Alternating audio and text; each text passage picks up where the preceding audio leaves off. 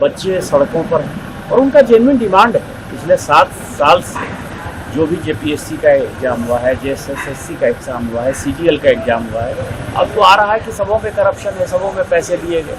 गरीब परिवार के बच्चे जो दिन रात मेहनत करते हैं वो नौकरी नहीं कर पाते, और उसके ऊपर जो दिमागी नक्सल जो कांग्रेस पार्टी है, जिसमें चिदम्बरम साहब का लगातार आप कह रहे हैं कि आज तो उन्होंने कहा है कि मैं दिमागी नक्सल वो हैं, और एक वो आदमी है जिसमें दिमाग ही नहीं, इसलिए वो नक्सल नहीं है, वो राहुल गांधी जी हैं।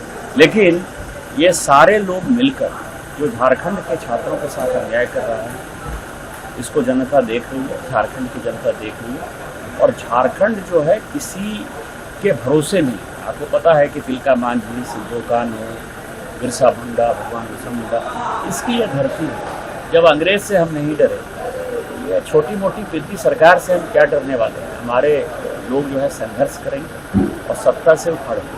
तो आप जाने वाले थे सर रांची, उसको पोस्टपोन क्यों किया गया? मतलब क्या नहीं रणनीति? मैंने ये कहा कि जो अनशन है, एक ऐसी चीज़ है जिसमें राष्ट्रीय अध्यक्ष से जो है परमिशन लेने की आवश्यकता है। प्रदेश अध्यक्ष जी ने कहा कि अभी तक उसका परमिशन नहीं मिला है। और दूसरा, मुझे लगता है कि पार्टी ये भी सोच रही होगी कि देवेंद्र महतो जी इतने दिनों से जो है वो अनशन कर रहे हैं, उनके साथ साथी अनशन कर रहे हैं। पॉलिटिकल फिगर होने के नाते वो जो है राजनीतिक रंग हो सकता है। छात्रों का जो आंदोलन है वो राजनीति में जो है भारतीय जनता पार्टी नहीं फंसाना चाहती होगी, इसलिए अभी तक इजाज़त नहीं मिली है, लेकिन जैसे ही इजाज़त मिलेगी मैं जाऊँगा। किया था एक वीडियो, क्या है उस वीडियो में और इसको लेकर हैतोबा मची हुई है सर?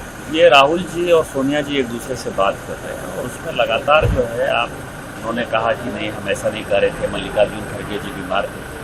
मल्लिकार्जुन खड़गे जी को तो कुर्सी नहीं दी गई ना, उसके बाद भी आपको ध्यान हो कि सामने जो है टेबल लगाया गया और वो खड़े खड़े ही भाषण दिए, और भाषण 1-2 मिनट नहीं दिए, 15 मिनट तक भाषण दिए। तो इसीलिए ये सारी चीज़ें बकवास है। कारण ये है कि वंदे मातरम, आपको पता है कि उसके 4 स्ट्रेंजर कांग्रेस कार्य समिति ने 37-38-39 में मुस्लिम लीग के दबाव में हटाया था। माननीय प्रधानमंत्री जी ने उसको रेस्टोर किया, और रेस्टोर ही नहीं किया, उसको अब कानूनी तरीके से जो है वैध बनाया गया कि वंदे मातरम को आपको जनगण मन की तरह ही गाना पड़ेगा। यदि आप उसकी अवमानना करेंगे तो उसकी कार्रवाई होगी। और ये पहला स्वतंत्रता दिवस समारोह था जिसमें कि वंदे मातरम को जो है उस कानून बनने के बाद गाना था। लेकिन इनकी जो मुस्लिम परस्त राजनीति है, जो कि भारत को माता मानने को तैयार नहीं है, जो भारत को देवी मानने को तैयार नहीं है, जो भारत की आत्मा को मानने के तैयार नहीं है, तो जो ये अंग्रेजी मानसिकता है, विदेशी मानसिकता है, वो दृष्टिगोचर है।